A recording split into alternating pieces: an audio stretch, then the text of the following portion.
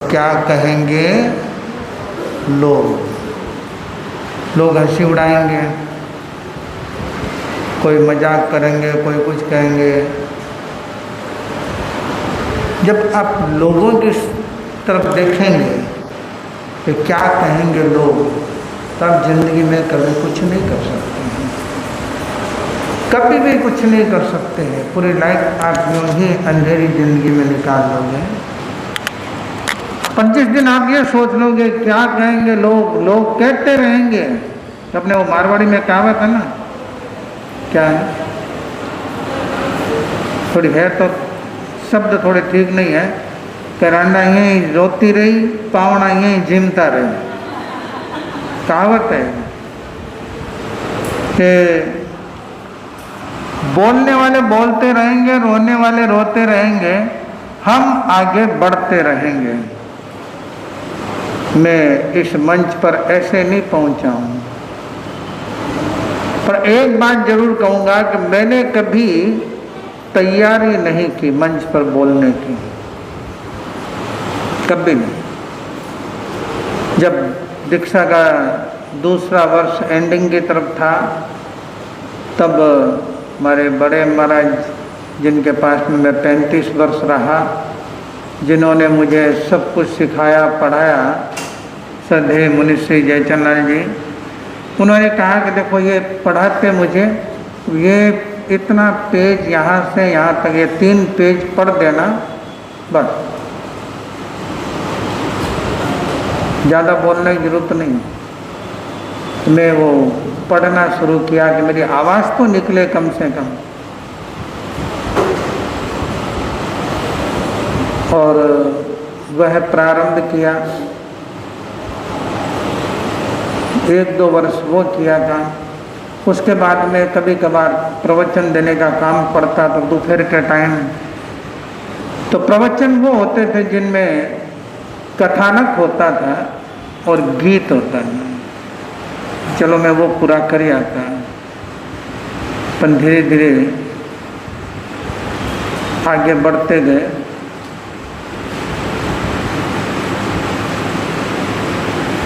'91 के अंदर हमारा चातुर्मास अहमदाबाद में था। 5 संत थे हम, 5 में से समश्री का दिन आया, जिनके ऊपर ज़्यादा जिम्मेदारी थी बोलने की, उनको 104 बुखार हो। जो 2 नंबर थे दूसरे अग्रणी, वो कहते हैं कि मैं 1-1.5 घंटा बोल दूंगा, ज़्यादा नहीं बोलूँगा। चलो कोई बात नहीं, 1.5 घंटा तो कम हुआ। तीसरे जो थे हमारे साथी, उन्होंने कहा कि 1 घंटा मैं बोल लूँगा। मैं चलो 2.5 घंटा। चौथे थे, उन्होंने कहा कि 1 घंटा प्रारंभिक मैं बोल दूँगा। कितने हो गए? 3.5 घंटे। मैंने कहा चलो बाकी मैं समेटूँगा। मेरा पहला काम तो समस्या के दिन 1 घंटे से ज़्यादा बोलना है। अब शहर की परिसर 3-3.5 हज़ार लोग जमे हुए बोलना, तो मैंने तैयारी तो क्या करनी थी, मुझे जो बोलना था फिक्स मैटर था, उस मैटर को देखा मैंने। देख करके ये लोग बोलते रहे, मैं मैटर देखता गया और शुरू किया मैंने। 8 घंटे नॉन स्टॉप बोला, 8 घंटे नॉन स्टॉप बोला मैं। आखिर लोगों ने कहा महाराज अब आधी घंटा छोड़ दो, हम प्लेवन करेंगे थोड़ी देर, उसके बाद में प्रतिक्रमण का टाइम हो जाएगा। अगर ठीक आप लोग कहते हो तो छोड़ देता हूँ। उसके बाद से मैंने कभी पीछे मुड़ कर के नहीं देखा। कभी भी किसी भी सब्जेक्ट के ऊपर मुझे प्रोग्राम में जाना पड़ता है, मुझे ये तो पता है कि मुझे पहली बार नहीं बोलना है, मुझे लास्ट में ही बोलना है। तो मुझे तैयारी क्या करनी है? जो सब लोग बोल के जाएंगे उनमें जो कमियां रही हुई है उस कमी को मुझे पूरा करना है। जो गलत बात रख गए उसको सही बताना है। बाकी 2 पॉइंट मुझे अपने रखने हैं, वो किसी को पता नहीं है बस। तब से अब तक कभी मैं 2-4 मिनट में अपनी बात पूरी नहीं करता हूँ। और कहते थे ना कि अब महाराज इतना टाइम हो गया, अब देख लो। एक बार मैं कार्यशाला ले रहा था, युवा परिषद के 350 युवक थे, कहाँ? ऊटी में। ऊटी में कार्यशाला हो रही है, 350 युवक हैं। और जो व्यक्ति आया था अखिल भारतीय से, वो अपना भाषण जिसको मैंने 10 मिनट दिए थे वो 35 मिनट खींच गया। कोई बात नहीं, खींच लिया भाई। और दूसरे सब बोल लिए। लास्ट में मेरा नंबर आया। जब मैं बोलने लगा तब वो हमारे संयोजक जो थे संत, उनको इशारा करता, महाराज घड़ी घड़ी घड़ी घड़ी। और मेरे को दिखाई दे रहा है, सामने बैठा तो मुझे दिख रहा है। तो मैंने बीच में एक लाइन कही कि जिसको सुनना हो वो बैठे और जिसको नहीं सुनना हो वो जाए। अब ये मेरा नंबर है, मैं अपनी बात पूरी कहूँगा, परंतु ये है कि बोर नहीं करूँगा, उठने नहीं दूंगा। और किसी को उठ करके जाना हो तो जा सकता है। 1 घंटा नॉन स्टॉप बोला। लोगों ने कहा कि नहीं सुनते तो कार्यशाला हमारी अधूरी रह जाती। ये कब हुआ? एक तो मैं पढ़ता बहुत हूँ, मैं हर राइटर की पुस्तक पढ़ता हूँ। ये नहीं कि केवल अपनी ही किताबें पढ़ता हूँ, धार्मिक की पढ़ता हूँ, मैं सब तरह की पढ़ता हूँ। आजकल तो वे किताबें आती भी नहीं है। एक जमाना था जब वे नॉवेल आया करते थे, बड़े बड़े नॉवेल आया करते थे। एक एक दिन में एक एक नॉवेल पूरा कर देते हम, कोई संकोच नहीं था। काम भी करते रहते, सब पढ़ लेते थे। मतलब पढ़ने की इतनी स्पीड थी। तो हर सब्जेक्ट को पढ़ा मैंने, बहुत सारे राइटरों को पढ़ा, तब जा कर के इतने विचार, इतने सब्जेक्ट पर मैटर हमारे पास में आया। तो ये आप लोगों को यही कहना चाहूँगा कि आपको अगर वक्ता बनना है तो पहले आप राइटरों को सुनो, जो किस प्रकार प्रयोग करते हैं, किस प्रकार शब्दों को वे कहते हैं, किस प्रकार शब्दों को रखते हैं और कौन सा शब्द किस जगह के लिए उपयुक्त होता है। बहुत बार क्या होता है कि शब्द अच्छा रखना होता है, हम उस जगह पर गलत शब्द रख देते हैं, और कहीं कहीं गलत शब्द रखना होता है, वहाँ पर हम अच्छा सा शब्द रख देते हैं। बात दोनों ही गलत हो जाती है। तो इसके लिए अब जितना पढ़ोगे, जितना सुनोगे, उतना आपका शब्द भंडार बढ़ेगा, आपके विचार बढ़ेंगे, आपके विषय के ऊपर जानकारी बढ़ेगी। एक आदत आपको डालनी पड़ेगी कि आप जब भी कोई पिक्चर देखें, कोई सीरियल देखें, अथवा कुछ भी किसी का भी लेक्चर सुने, एक डायरी और पेन हरदम साथ में रखा करें। कोई अच्छा वाक्य आता है, कोई अच्छी बात आती है, उसको आप नोट करें और उस बात का आप अगले में प्रयोग करें, उसका बात बात में प्रयोग करें, जिससे कि वह बात आपके दिमाग में जम जाए और वह समय समय पर आपके आते रहें। आप अच्छे वक्ता बन जाएंगे। अच्छे वक्ता बनने के लिए आपको कोई भारी भरकम शब्द लाने की जरूरत नहीं है, परंतु शब्दों का सही जगह पर सही चयन जरूरी है। दूसरी बात है कि जो लंबा वो खींचता है जिसके पास में विषय पर जानकारी कम होती है।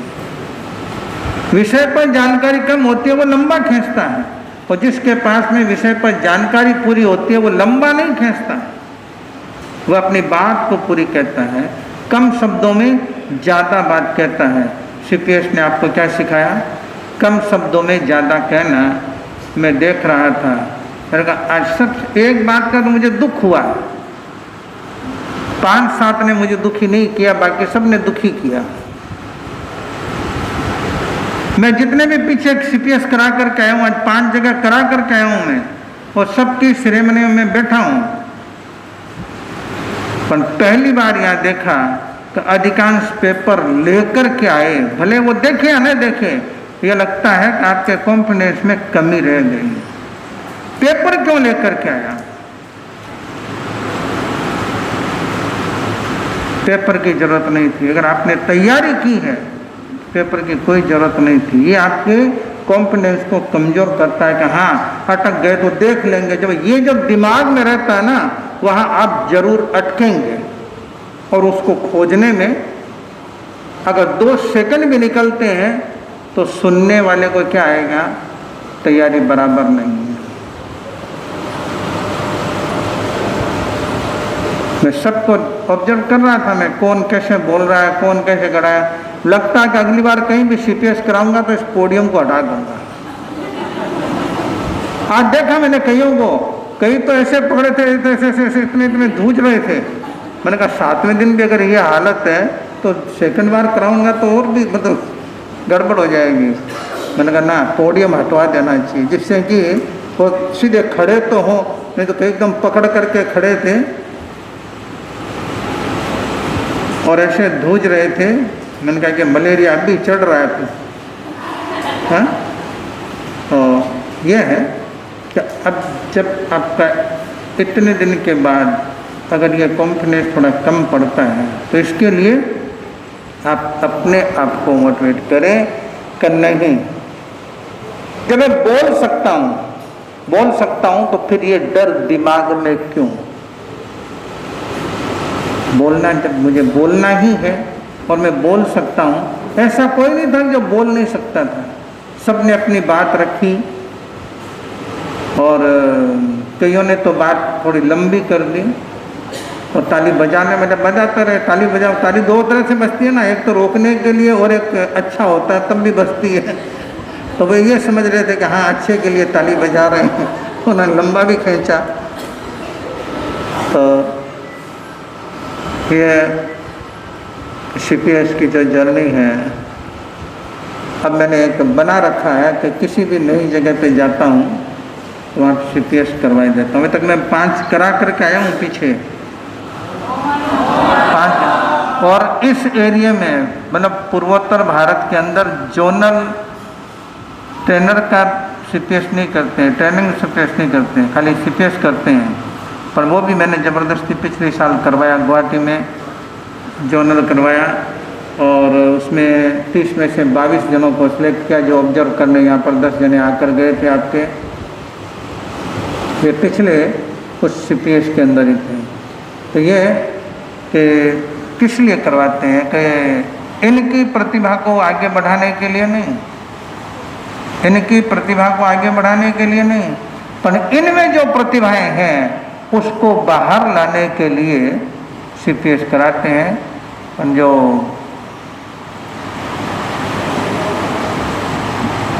हम ये तो जानते हैं कि जहाँ साधु साधियों का आना जाना कम होता है तो चातुर्मास कम होते हैं, अवसर कम मिलते हैं।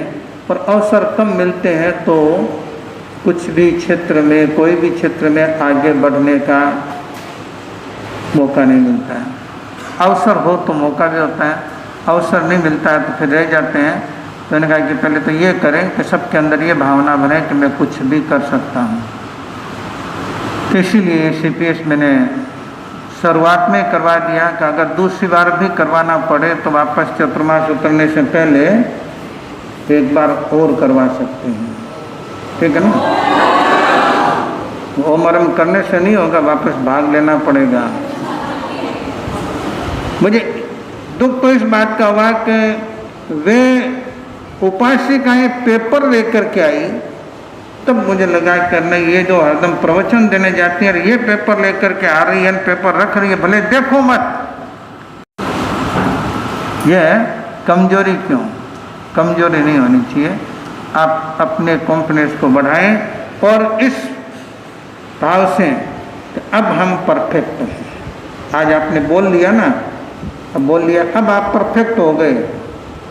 और अब तो आपको कहीं पर भी कभी भी कहा जा सकता है कि बोले। एक ने तो कहा था कि हाँ अब मुझे मंत्री जी कभी भी कहेंगे तो मैं बोल सकती हूँ। कौन थे? हाँ ये आगे ही बैठी है। तो इतने दिन तो मना करती थी कि मुझे मत कहो, मैं नहीं बोल पाऊँगी। अब ये कि मैं बोल सकती हूँ, तो अब ठीक है, काम लेंगे, अचानक खड़ा कर देंगे, आ जाओ बोलो सब्जेक्ट का। तो यह एक अखिल भारतीय तेरापंथी परिषद ने इस कार्यक्रम को शुरू किया। जो इनके राष्ट्रीय आपके ट्रेनर हैं भाई अरविंद मांडोत, अरविंद जी मांडोत के सामने मैंने CPS की क्लासें ली थी। तब अखिल भारतीय में शुरू नहीं हुआ था, उस समय मैं लेता था क्लासें। मैं 2010-11 से क्लासें ले रहा हूँ, अखिल भारतीय में 2017 से प्रारंभ हुई है। मैं 2010-11 से ले रहा हूँ, तो जगह जगह लेता हूँ, जहाँ भी जाता हूँ कोशिश करता हूँ CPS की क्लासें लूँ। और मेरे तरीके से मैंने बेंगलोर चतुर्मास किया, तब वहाँ पर क्लास में ली। तो अरविंद जी ने कहा कि महाराज जी आपने एक दिन में सारा कर दिया। उनका एक दिन में नहीं तो कितने दिन में? कि हम 7 दिन लगाते हैं। मैंने कहा 7 दिन भी लगाऊंगा, 7 दिन में अभी इतने बैठे हैं उन सबको बुलाऊंगा। और वे मेरी क्लास में बराबर आते देखते ऑब्जर्व करते। फिर उन्होंने बताया कि महाराज इसमें क्या क्या जोड़ना है, क्या क्या इसमें से कम करना है। तो मैंने कहा अरविंद जी कोई कोर्स अपने यहाँ पर है नहीं, अपने यहाँ पर शुरू कराओ। फिर वो ये शुरू हुआ, अखिल भारतीय से शुरू हुआ। तो बहुत अच्छा रहा कि समाज में बहुत सारी प्रतिभाएं हैं जो स्वयं आगे बढ़ करके कईयों को आगे बढ़ा सकते हैं। आप सभी तो ये सोचोगे सब के सब वक्ता बन जाएंगे, तो सब के सब वक्ता नहीं बनेंगे। पर कोई ना कोई अगर अपने इसको प्रोफेशन के रूप में भी अगर आगे बढ़ाना चाहेंगे और वे अपनी तैयारी करेंगे, प्रोफेशन में आगे बढ़ेंगे, तो मैं समझता हूँ कि वे ज़िंदगी में मुकाम पर पहुँचने के बाद में ये जरूर याद करेंगे कि वो CPS का एक टर्निंग पॉइंट था। वह अगर उस समय नहीं होता तो मैं इस मुकाम पर नहीं पहुँचता। तो ये आपकी प्रतिभा, आपके भीतर के व्यक्तित्व को निखारने का जो प्रयास था, इन तीनों ने मधु जी कटारिया और सुरभि शाह और ये प्रीति धाकर, इन्होंने सबने जो किया आपकी प्रतिभा को निखारने का, आपको मोटिवेट करने का, आपको आगे बढ़ाने का, ये तीनों धन्यवाद के पात्र हैं। तो ऐसे ही समय समय पर जब भी मौका मिले तब आप लोग भाग लेते रहें और लेकर के अपने आप को आगे बढ़ें। आपको आगे बढ़ने के लिए पीछे से कोई धक्का दे ये इंतज़ार मत करना। धक्का आपको कोई किनारे पर खड़े हो तो वहाँ भी दे सकता है, धक्के की इंतज़ार मत करना। आप स्वयं आगे बढ़ें तो आपके सामने फील्ड होगा। धक्का कोई देगा तो वो कहीं गिरा भी सकता है, पर धक्के की इंतज़ार कभी नहीं करना।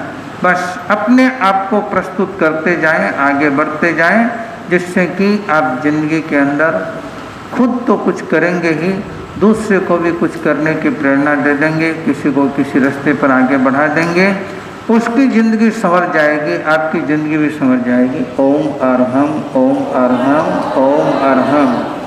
युवक परिषद धन्यवाद का पात्र है।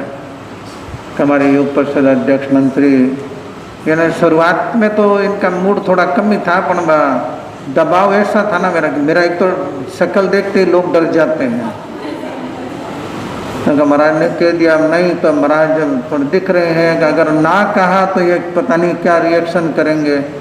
तो ये डर भी अच्छा है, डर बना रहना चाहिए। पर ये जो हुआ, अब व्यवस्थाएं तो इनको करनी पड़ी, दिन रात एक करना पड़ा, परंतु जो प्रयत्न किया दोनों ने और इनकी टीम ने, और प्रयत्न करके इस CPS को इस मुकाम तक पहुंचाया, तो ये भी धन्यवाद के पात्र है। पूरी परिषद पूरी धन्यवाद की पात्र है कि भाई ये मैं कहूँगा आगे भी समय समय पर इसी प्रकार कार्यक्रम करें जिसमें कि आप उत्साह के साथ भाग लेते रहें और काम करते रहें। और तीसरी बात है कि आप जिन्होंने भी CPS किया है, समय समय पर जब भी कोई कार्यशाला रखें जिसमें आप लोगों के बोलने का रखें, तो आप लोग निसंकोच भाग लेते रहें और अपनी प्रस्तुति देते रहें। ठीक है ना? समय समय पर हम, क्योंकि मैं तैयार तो कर दिया, अब अगर कार्यक्रम नहीं रखेंगे आपके लिए और आपको बोलने का अवसर नहीं मिलेगा तो फिर वो क्या कहते हैं, कहते बिना कपास हो जैसे, वापस कपास हो जाएगा, वापस आप पिछले वो 7 दिन पहले वाले मुकाम पर पहुंच जाओगे। तो नहीं, आपको इससे आगे बढ़ाना है तो आपके लिए वह भी अवसर लाएंगे। ठीक है। हाँ।